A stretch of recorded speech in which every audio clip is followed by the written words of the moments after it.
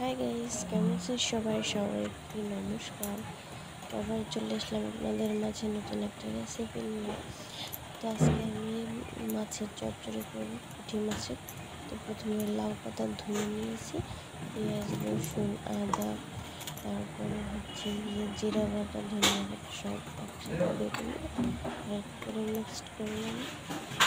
তো সুন্দরভাবে মেখে নিয়েছি মাছের সাথে। মাছটা আমি ভেজে নিয়েছি, কারণ কাঁচা মাছ খেতে চাই না। তো কি আর করা, আপনারা চাইলে কাঁচা মাছ দিতে পারেন। কাঁচা মাছ দিয়ে আমার মনে হয় বেশি মজা হয়।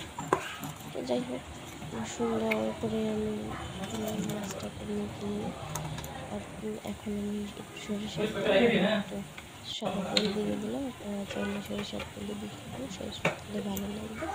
তো দেখতেই পাচ্ছেন মোটামুটি সব দিয়ে দিয়েছি। এখন আমি আবার লাউ পাতা দিয়ে ঢেকে দিয়ে হালকা ভাপে বসিয়ে দেবো।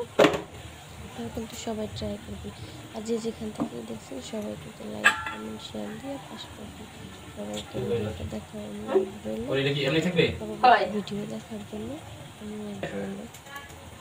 তো দেখতেই পাচ্ছেন হয়ে গেছে। আমি ঢাকা জল চুলায় সামান্য আছে, তো দেখতেই পাচ্ছেন আমি নামিয়ে নিয়েছি, অনেক সুন্দর হয়েছে। সবাই কিন্তু ট্রাই করবেন। ভালো থাকবেন।